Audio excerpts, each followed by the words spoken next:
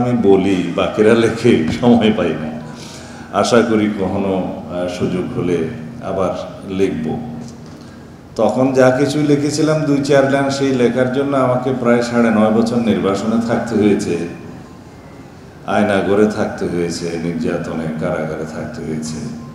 এক সময় আমি আর মাহমুদ ভাই আইসি প্রিজনস কি যেন পিজি হাসপাতালের প্রিজন সেল থেকে ওই করোনারি কেয়ার ইউনিটের একটা সেল ছিল, ওখানে ছিলাম।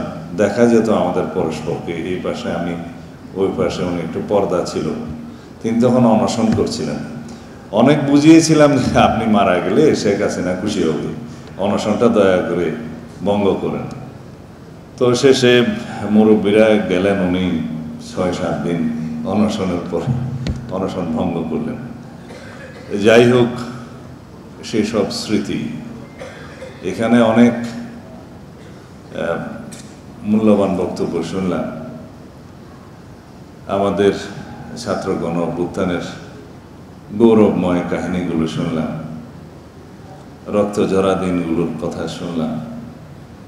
আমরা এই অতীতের ভিত্তির উপরে দাঁড়িয়ে সামনের দিকে তাকাবো।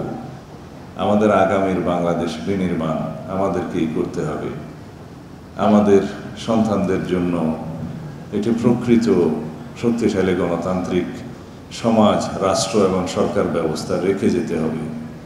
এটা আমাদের সকলেরই পবিত্র দায়িত্ব, নাগরিক দায়িত্ব, রাজনৈতিক দায়িত্ব, সামাজিক দায়িত্ব।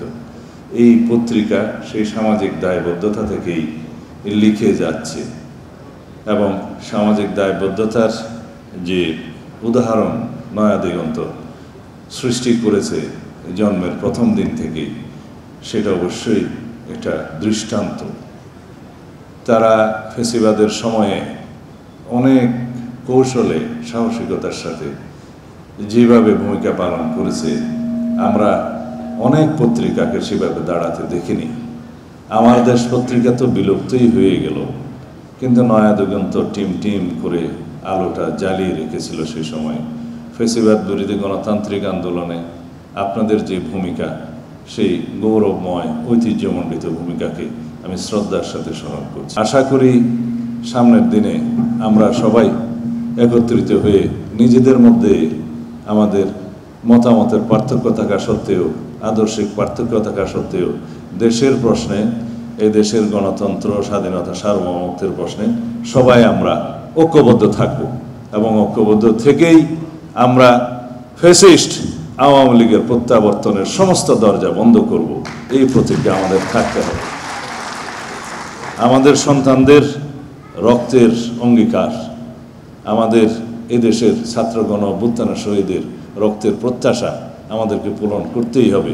যদি আমাদের অনৈক্যের কারণে, আমাদের বিভেদের কারণে কোনো সময় কোনো ফাঁকে যদি ফেসিবাদের প্রত্যাবর্তনের কোনো আশঙ্কা থাকে, এই জাতি আমাদেরকে ক্ষমা করবে না। এখানে যেন আমরা এক থাকি। খোদা হাফেজ। বাংলাদেশ জিন্দাবাদ।